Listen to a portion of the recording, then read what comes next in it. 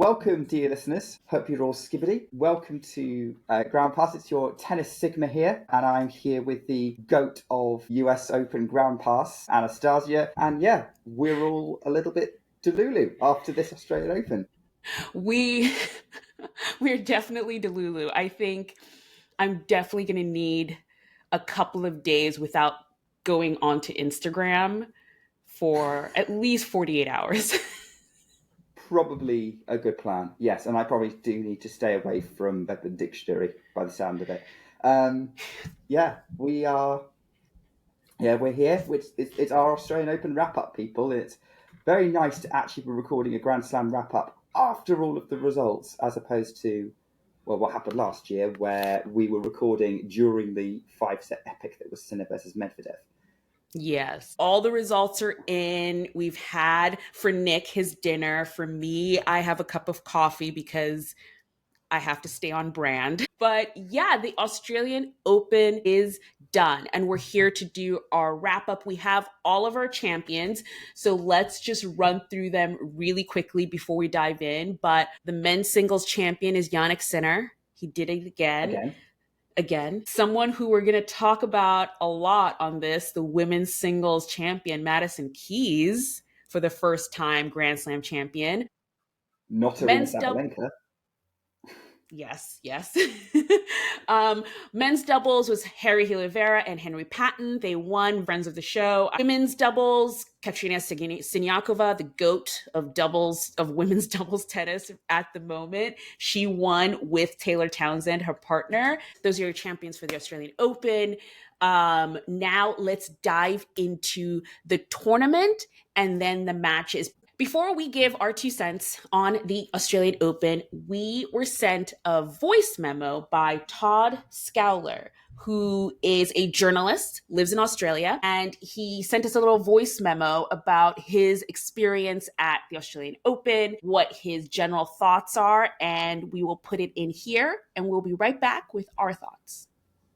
Good evening, Anastasia and Nick, or it's probably good morning where you are. I'm obviously in Melbourne at the moment, and I was hoping to be on my way into the men's final tonight, but unfortunately I didn't get a ticket. So I don't know if you're aware how it works, but so I've got a media pass for the Australian Open, but there's obviously more media than there are media seats allocated. So for the finals and semi-finals and some quarterfinals, you have to kind of go into a ballot. And unfortunately I missed out.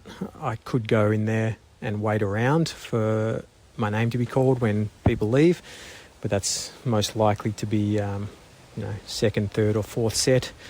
So I think I'd rather just stay home and watch the whole match in comfort on the couch. But in regards to this year's Australian Open, I think for me the match of the tournament has to be the women's semi-final between Iga and Madison. I was lucky enough to be there, and that was one of the best matches I've seen. The clean hitting, the momentum swings, the atmosphere, it was brilliant. It was everything tennis should be, and everything women's tennis should be. As far as the whole tournament goes, I don't think it's been a classic. There hasn't been a lot of classic matches that really jump out apart from that one. The Alcaraz-Djokovic one was pretty good, but apart from that, there wasn't as many, I guess, epics, I guess you could say. Yeah, a good tournament, but not a classic. I don't know, as far as things like the crowd behaviour, you might have read things about it with Djokovic and Danielle Collins and some broadcasters and things like that here. I don't think it's been as bad as some of the media say. I think the Danielle Collins one was Aussies supporting their own in Destiny Ayava. Danielle Collins, as we know, is quite feisty at the best of times, and look, there might have been some people that went too far in supporting Destiny throughout the match, but you're going to get that anywhere. You get it at the French Open, you get it at the US Open, Wimbledon not so much obviously, but you get it all around the world. And I think the way Danielle reacted at the end of that match probably set the crowd off even more. So, okay, you had that incident, then you had the Djokovic incident, which I think was a bit of a knee-jerk reaction in a very small minority of the crowd, to probably the fact that they paid $500 to $1,000 or more for a ticket and it was over in an hour. So that was probably a bit of a knee-jerk reaction, albeit inappropriate. And I think if Djokovic, for instance, had retired after 2, 3 or 4 sets, there wouldn't have been that level of booing. And of course, there shouldn't have been any booing at all because he's an absolute star. But apart from that, I think the crowd behaviour's been totally fine. It's it's not as bad as what you might make out. As far as the Aussie Open goes, I've had quite a love affair with the Aussie Open for a long time now. I grew up going there as a spectator as a kid.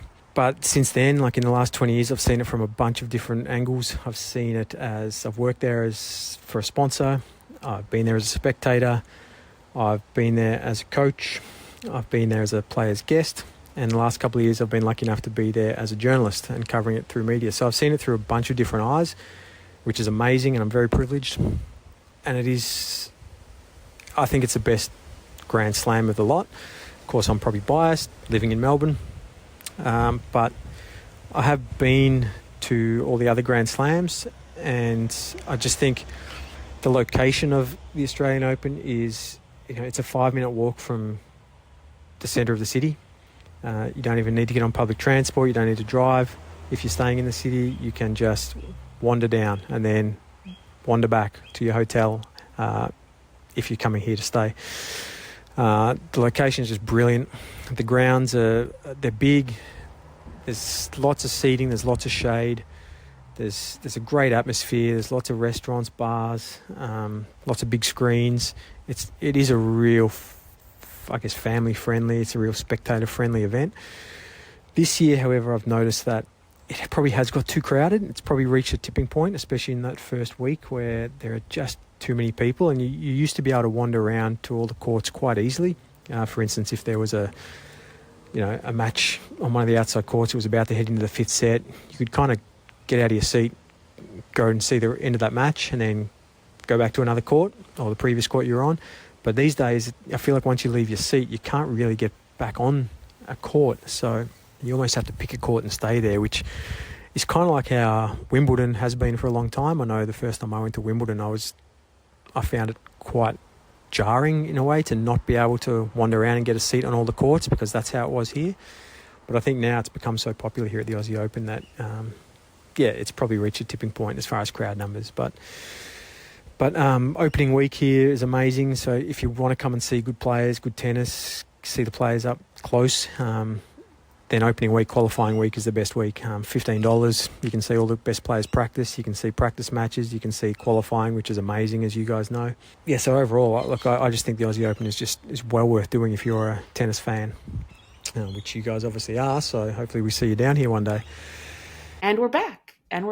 Todd, thank you so much for sending us that awesome voice memo. I think, Nick, over the Australian Open, because I've done a bunch of bonus episodes, I've got to talk to a lot of people who were actually at the Australian Open in Melbourne. So for the first time, I think I have a very good view of what this tournament is like. And I think I was talking to Will Buchek when I said, Melbourne is now the highest on my list of tournaments outside of the US that I need to go to.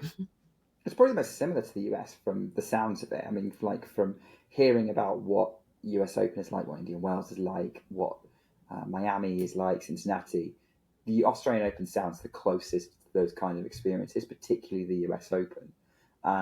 So I'm not surprised, and I do get the sense, from listening to them that, this is, and what we discussed sort of on the last couple of podcasts, where it does seem to be the kind of event that is very spectator friendly.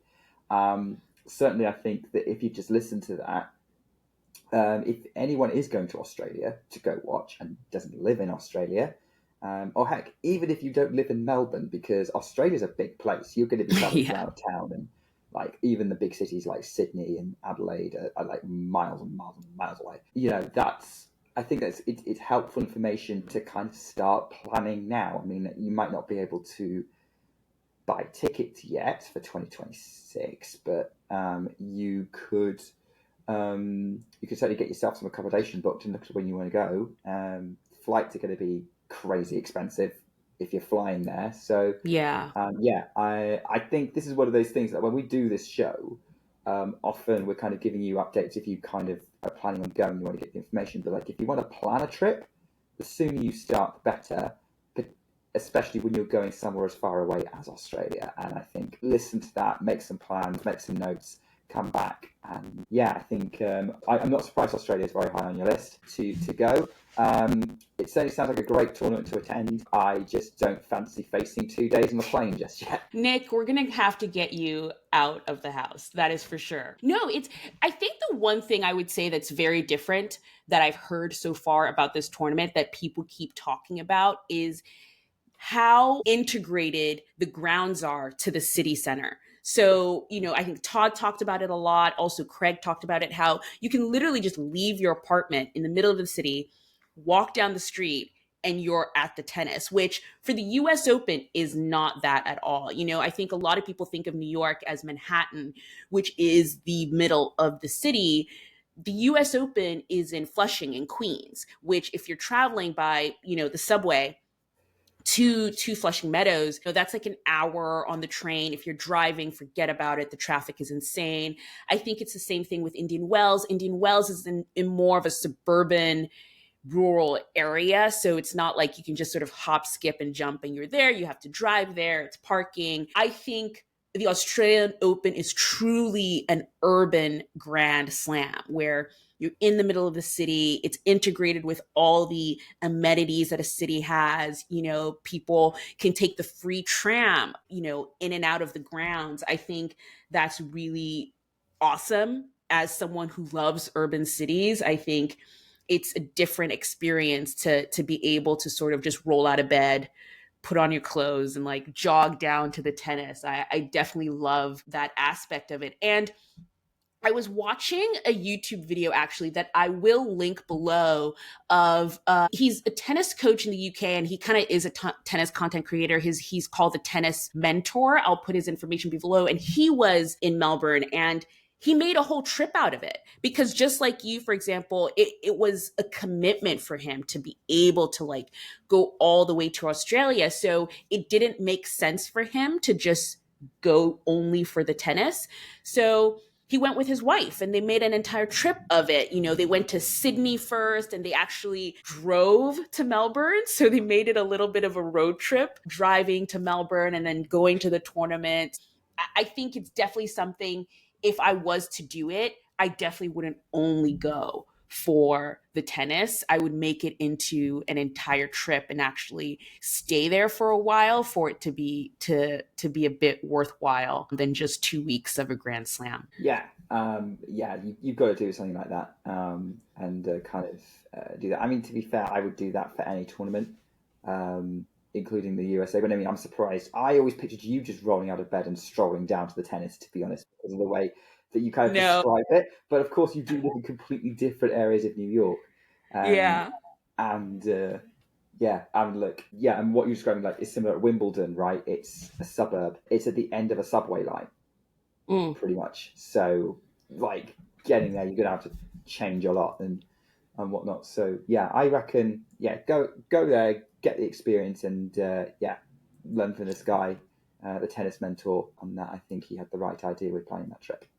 Yeah. And also with the prices, like I've heard from people of different nationalities. For example, the tennis mentor, he is British, Craig and Will, they're American.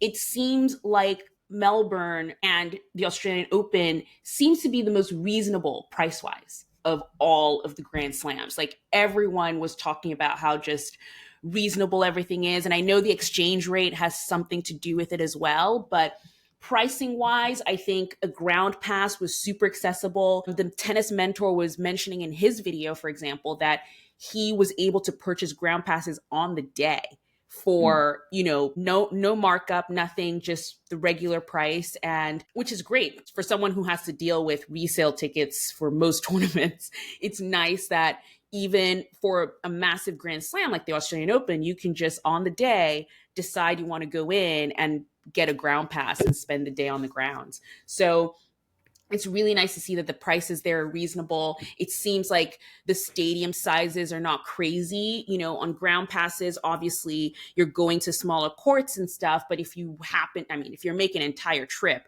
to go to Australia, chances are you're going to get Rod Laver tickets or tickets to Margaret Court Arena. And it seems like those arenas are not as big as something like Arthur Ashe, which I feel Arthur Ashe is so big. It is so big. I cannot explain to you. If you're in the nosebleeds, you literally might as well just watch it on TV because that's what it looks like. And to know that even these bigger courts like Rod Laver, even though you're in the second section or you're high above, it still has an intimate feel. Yeah, Australian Open is really up there now. I think above the French, maybe not above Wimbledon, because I think Wimbledon is just an experience and it's the history of our sport. So that will always be top of list. But going to Melbourne or Australia and going to the Australian Open is high up there on the list. So that's the venue. I really hope that all the information we've helped provide for you guys is helpful if you're planning a trip. If you're planning a trip, let us know. Let us know who's going, who's listening and planning a trip to Melbourne 2026. Drop us a note, leave us a comment, and I it'll be definitely nice want to to hear see. about this because Yeah. especially since, I want to know if what we're telling you is right because neither of us have been. Yeah, so please let us know. Okay, let's get into the tennis because that's what we love to do. Let's get into the tennis and the tournament. So, Nick, what were your thoughts in general about this Australian Open as a whole? It was good fun.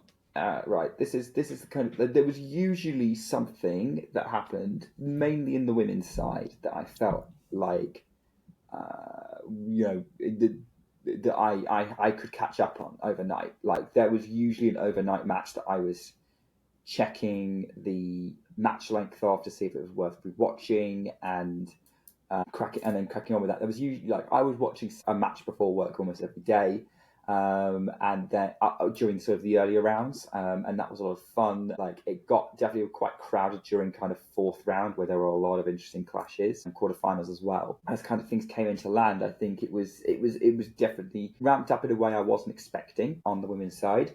But there's definitely been some memorable moments, and as Australia often gives crazy night matches to kind of tell stories about, I feel like those happen more often in Australia than in the US. But maybe it's because I'm not awake for the ones in the US. Yeah. Or the US ones are generally kind of winding down by the time I go to sleep or whatever. But I'm certainly not as aware of like the same kind of epics that happen that I can watch around lunchtime in the UK. Yeah. I just think for the last few years, night matches in the US, they haven't actually lived up. The year Carlos Alcaraz won the US Open, I feel like that's when night matches peaked because he was just doing all of them and they were like 5 hours long and they're going to the morning and they're all five setters. I think that's when night matches really peaked in the US and it hasn't really gotten back to those heights. But you're right, in general, for me, this tournament, the night matches were really great. Let us never forget Lerner Tien and Daniil Medvedev 5-setter. That was just an epic of a 5-set match. But for me as well, I think in general, this tournament, the storylines and the fun in general has been on the women's side. I think the men's side of the draw had it in the earlier rounds, but by the second week, it kind of sort of died down. And the writing, for me at least, was on the wall of who was going to go win this. But the women's side... I actually think we can blame Novak Djokovic for that. Because yes, which we can talk about a little bit later on. But for me, the women's side, week 1 and week 2 was just a constant what's gonna happen. It was so exciting and just like because there were just so many twists and turns. You thought one thing was gonna happen and the other thing happened. So for me in general, I think the women's side definitely delivered the matches. I don't know if we got that until like the quarterfinals. Really, like I think up until the quarterfinals, we kind of like the mid pack were kind of keeping us entertained whilst the top seeds cruised through, and then weird things started to happen towards the end of that kind of started making us question: is this going to go the way we think it's going to go? And it didn't. Yeah, no, it did not. So I mean, let's get into the nitty gritty of it and. We can start on the men's side because I think we will run through that much quicker. But you're right. You mentioned Novak Djokovic. He was mostly the reason, I think, why in the second week things kind of like ground to a halt. Maybe that's too harsh. Maybe it's too harsh to say it ground to a halt. But I think after that quarterfinal match that he had with Alcaraz, that Alcaraz lost, it just kind of seemed, okay, well, I guess Sinner's going to win. At least for me, I immediately thought that. And I find excitement from not knowing what's going to happen and, things kind of being on a knife's edge. And the air was kind of taken out for me from the men's tournament the moment that happened. Yeah, I know what you mean. I had confidence that Novak Djokovic was going to make this tournament interesting if he was fully fit. Like, I predicted pre-tournament, I know we don't do predictions, but like I do on other channels, that Djokovic was going to play Sinner in the final. Like, I called that upset pre-tournament. The thing was, Djokovic got hurt, and that was the problem, because that denied us a potentially very, very long, very engaging battle with Zverev in the semis. And then obviously that meant that in the final there was kind of this sort of sense of inevitability, because no offense to Zverev, but he's not Djokovic or Alcaraz. Like, he might be able to be a bit of a thorn in Sinner's side, but Sinner's going to be very, very different. So for me, it was the injury that Djokovic suffered that was kind of killed it for me, rather than necessarily him beating Alcaraz. I believe that he could. I was looking forward to this generational showdown between the guy who used to dominate and the guy who's dominating now, particularly in Australia, because Djokovic obviously made Australia's backyard. Sinner seems to be doing the same thing, and I was looking forward to that prospect. And Djokovic not being able to do it, that was the moment it kind of got taken out of myself. But the possibility, the excitement in my head was there. It was like, maybe he could do it. I think he could make this interesting.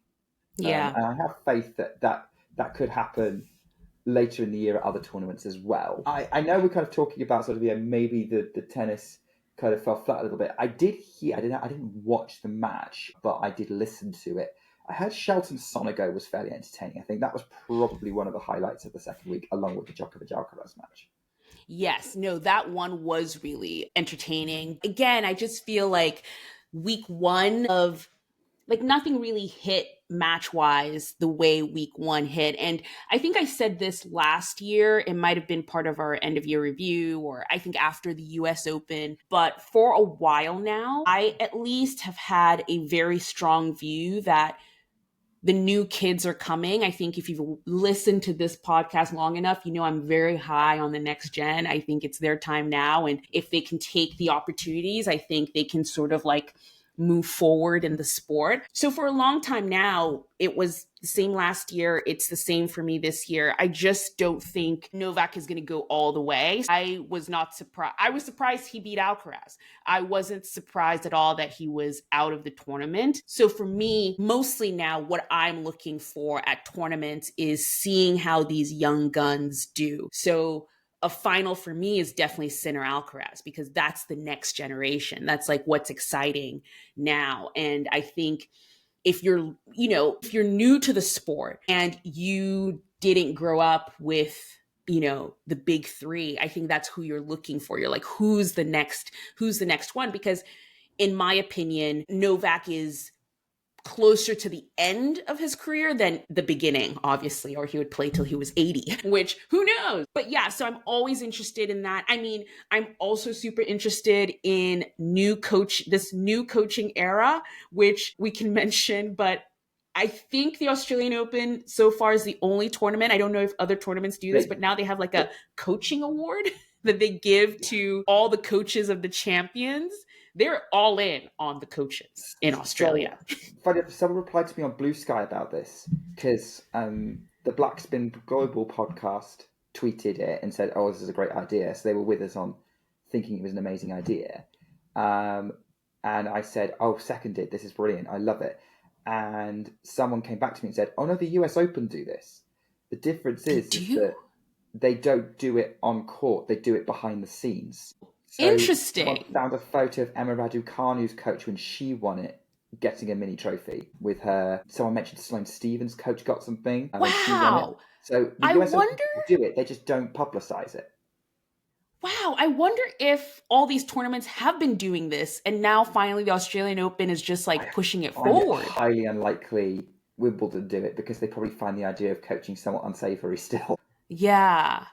Because it's still super traditional. Interesting. That is fascinating. But yeah, I mean, they're all, from putting the coach's box to, and I saw someone tweet this actually also about the effects of having that coach's box on court, especially in the match between Madison and Aryna Sabalenka. And again, I just feel like I get it. I understand where people are coming from in the sort of the traditional way of it's a player with their mentality and their strength on court, and they have to fight or lose, whatever on their own. I just feel like that is such a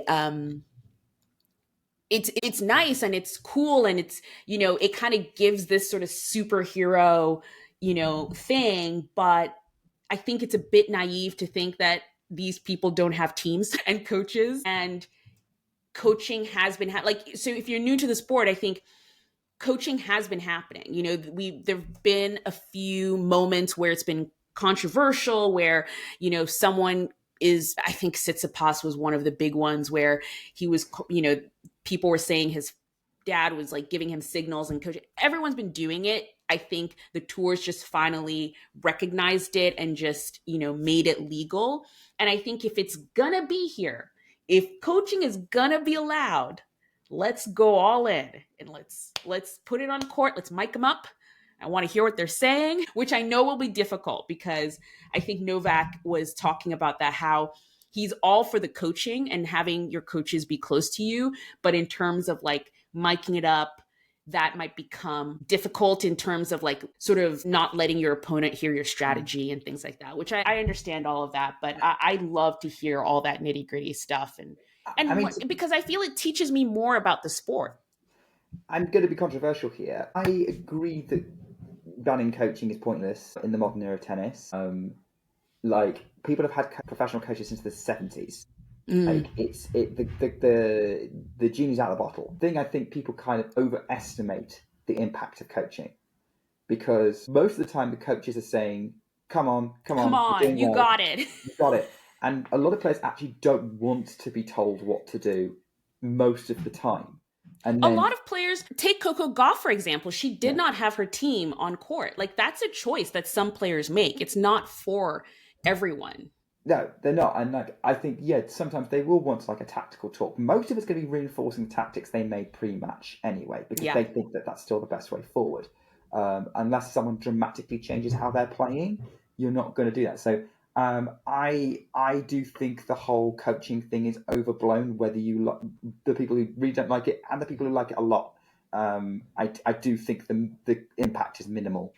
To be honest. No, I actually kind of agree. I totally agree with you there, because I think a lot of times the people who are against it are more, they think it does more than it's actually going to do. Like, literally, I don't think coaches are there at the moment developing the strategy on the court. Hopefully you had a pre-planning day and a practice session and all of that. I don't think they're out there being like, oh, this is now the strategy, But yeah, so I like new things like that. I think it also, it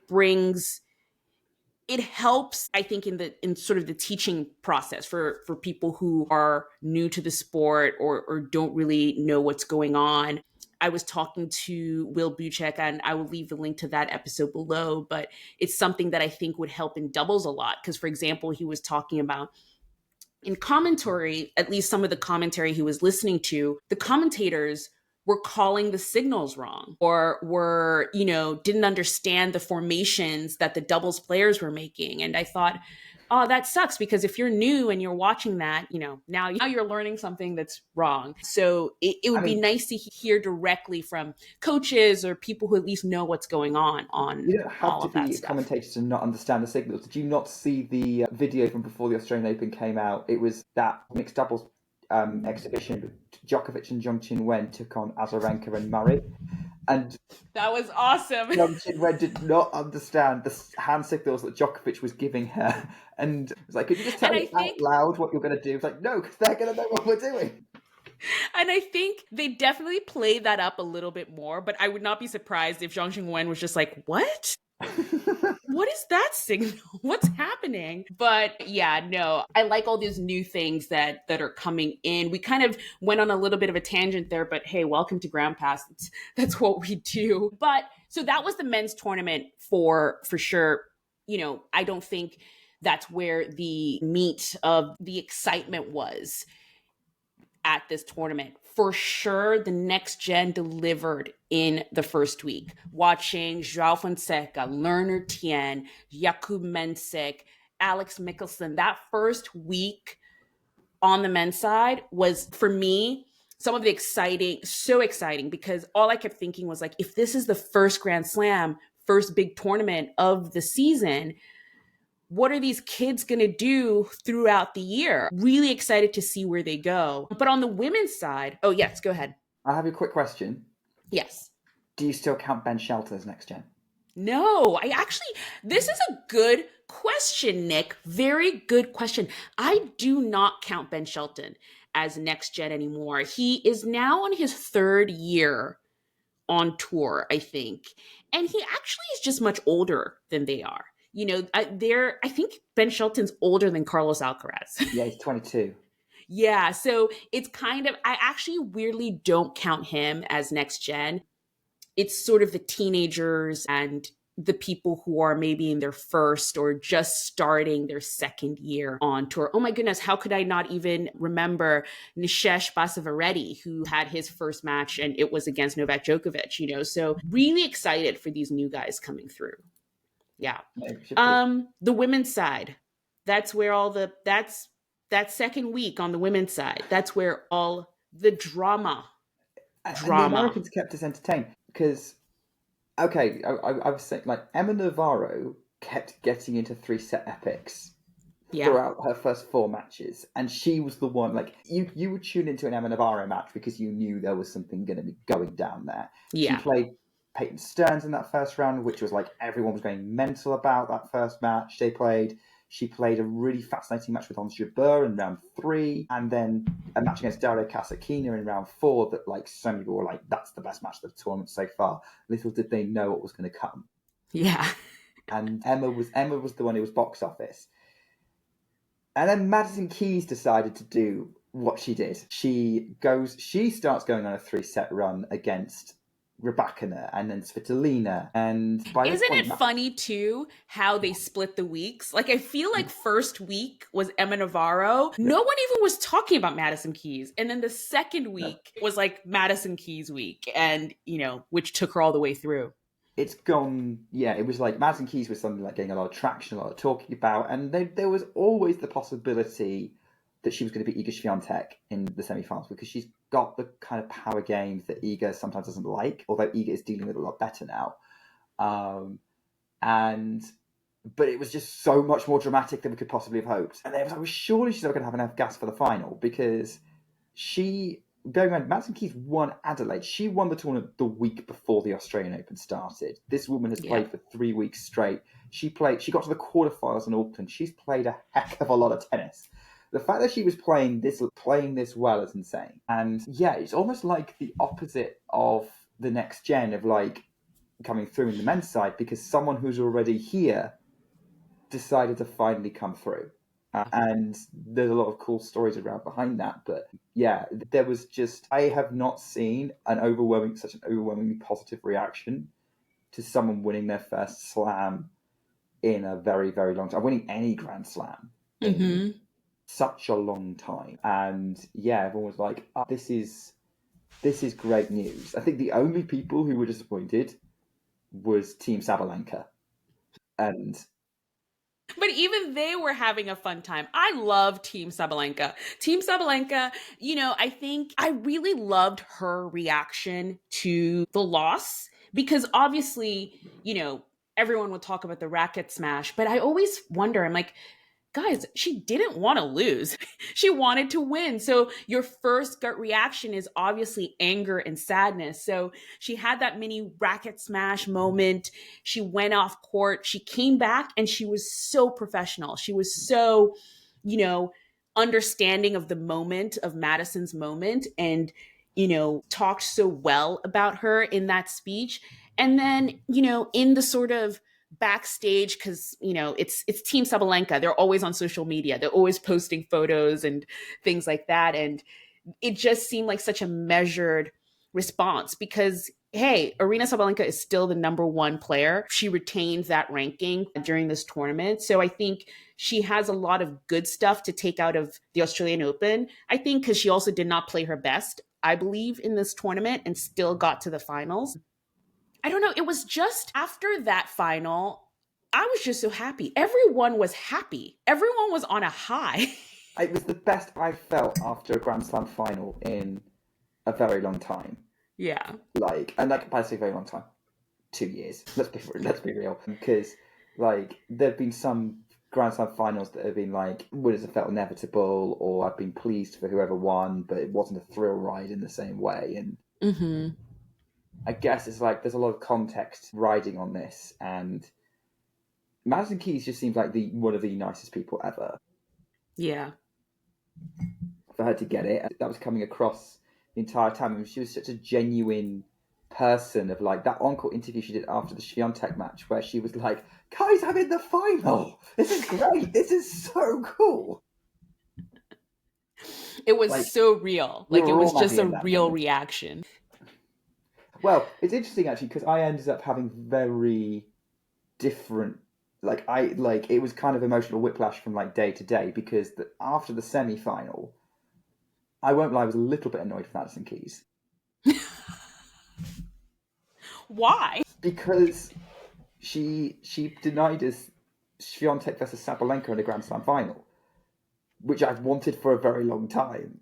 Right. And it was a good match. And then I just didn't care about that after the final, because it was oh, she won it. She went up there, she played amazing tennis and she won it, and she played amazing tennis in that semi-final. So I guess who cares? I think it was Mary Carrillo who came up with the term big babe tennis. Mary Carrillo she works for ESPN, and she's a commentator, and came up with the term big babe tennis. And I like some big babe tennis. Just crushing the ball. And Aryna Sabalenka and Madison Keys, that was my dream final. That was the final that was only a figment of my imagination, because I didn't think it could happen, especially when Iga just started playing so well. So when I got it, I was super excited. Also because I was on court. I was actually in Ash when Madison Keys lost to Aryna Sabalenka at the US Open in 23. And that was a very devastating match for Madison Keys. So to see her turn that around a couple of years later was so fun and satisfying, and just to see the respect between the players. And I don't know, I was on a high. Everyone was on a high. If you watched Coffee Catch Up from that day, I did it with Felicia, who is our number one listener on this podcast. She's the very first listener ever. And you could just see us. We were just so happy with the results of the day. But yeah, so that was your Australian Open. Those were the matches that really brought us joy, and on the men and women's side, and what we loved. Let's see what next year brings. I'm just excited for the rest of this season. I think this was a really good jumping off point to kind of see where it goes for the rest of the season. So, what is coming up? First of all, before we jump into what's coming up on Ground Pass, what's coming up, Nick, on tour next week? Yeah, so on tour, do you want just next week or the next 2 weeks? The next 2 weeks. 2 weeks, okay. So on the WTA side, I'll do that first because I know that off the top of my head first. So we've got a 500 happening in Linz in Austria. Karolina Muchova is the top seed. And then there's a few other sort of decent players in there, I think Svitolina's playing, Samova, Clara Towson, and then we also have a 250 happening in Singapore, where Anastasia is the top seed and Emma Raducanu is the 7th seed. And so all British eyes will be on that one. And then the week after that will be a 250 in Romania, the Transylvania Open, and a 500 in Abu Dhabi, where quite a few top players have signed up for. And then on the men's side, you've got the Davis Cup is happening this week. Lots of exciting, interesting matches up there. GB are playing Japan. They're away in Japan. The US are away in Chinese Taipei. Yeah, both our teams are in Asia still, Anastasia. Yeah. A few others interesting matches in there, but yeah, that's the first round of qualifiers to get to the next stage of the new revamped format of the Davis Cup. At the same time, there's a 250 happening in Montpellier in France because we're starting the indoor season, and then first week of February we have two ATP 500s happening. We have the ATP 500 in Rotterdam, where I think they've got Jannik Sinner and Carlos Alcaraz. I could be wrong. No, they do. They have them both. They have them both. So that's going to be fun to watch on TV. Yeah. They also have the Dallas Open, which is now a 500. And it's that Yes. week. And that's where all the Americans are going to be. Taylor Fritz, Ben Shelton, Tommy Paul, Francis Tiafoe. It's like literally all the top Americans are going to be in Dallas that first week of February. So definitely something to look forward to. And Casper Ruud. Casper Ruud? Casper Ruud is the second seed. Casper You Ruud would is think he would stay in Europe, but okay. Of the United States. That's an interesting choice, I think. I have thoughts about that, but we'll leave that for a different podcast. Also, Shorts King Thomas Bach is also playing. Okay. Dallas is going to be great, and it's going to be in my time zone. I will be watching Dallas for sure. What to expect from Ground Pass? So, I mean, guys, the Australian Open has been long. Yeah, we're kind of a bit tired, guys. I mean, I say we. Nick is tired because he's had to, juggle tennis with life. Anastasia has been non-stop producing content. I'm a little bit worried about her, to be honest. It has been a journey, but I've had fun doing it. It's been a bit of a challenge, obviously, but it's been really great interacting with people. Like, we have so many new followers on Instagram. Blue Sky has been going great. On Threads, I love talking to all of our followers on Threads. So it's been great, but it's been daily, and we're going to step back away from daily. It's not going to be daily anymore. It was something great to do during a Grand Slam, and I really enjoyed it, but we're going to go back a little bit to regular scheduled programming. We are mostly bi-weekly, but we will have either a special episode or a mini pod for you every other week, but you will always get Nick and I bi-weekly. Next week, we do have a special episode. It's going to be the beginning of a new series that we're really, really excited for. It's called Meet the Professionals, and that's where I'm going to leave it at. If you follow us on social media, on all of our channels, all the links to all of our social media are in the description of this episode. So just go there, you can click and go right to it. We also have a link tree that will just list everything for you. So it makes it easier. It's like one click wonder. So stay tuned to our social media, where we will make an announcement of the first episode of this series, which will be on our podcast feed and also our YouTube channel. So that's kind of what you can expect from us outside of the Grand Slams. We're still bi-weekly, and then you'll have either mini pod or now one of these special episodes in between that we've kind of been filtering through over the last couple of months. So excited for that stuff, and also just excited for our YouTube channel. I think I've kind of been thinking about it, how do we make it different from what we've been doing and have it just be video versions of the podcast. And I'm excited to see what cool things we can do. Nick and I have kind of been brainstorming and thinking of cool things. If you watched last year, at the end of last year, we released a mini kind of a tournament documentary, which was all about challengers, which was really fun to make. It was super short, really quick. I also released some of the episodes, some of the interviews in full form that I did for those. So that's been really cool. So I think that direction, kind of introducing the audience to getting into the nitty gritty of tournaments, learning about different aspects of tennis. Yeah, stay tuned. This is going to be an interesting year of growth and seeing what Ground Pass can sort of help bring new tennis fans who are interested in getting to know the sport better. Cool. It's a fortnight, Nick, so guess what? It's time.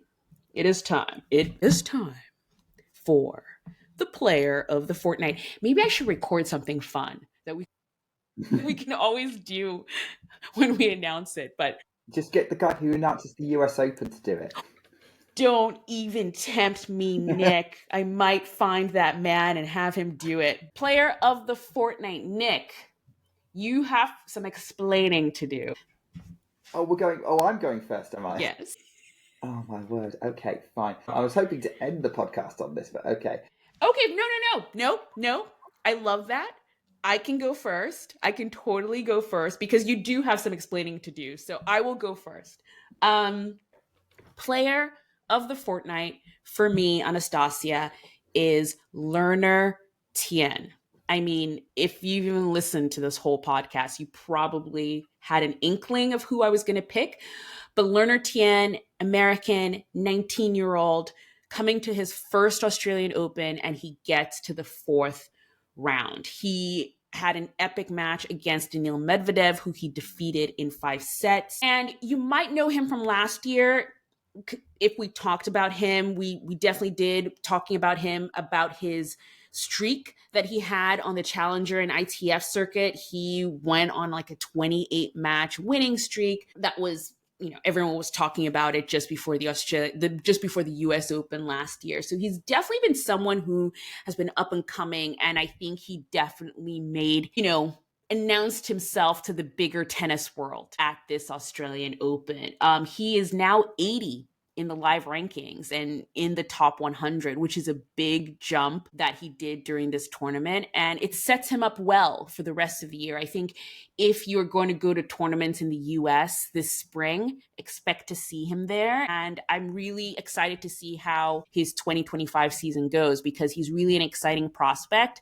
I like the way he plays, and yeah, it's nice to get another young American on the tour in the top 100.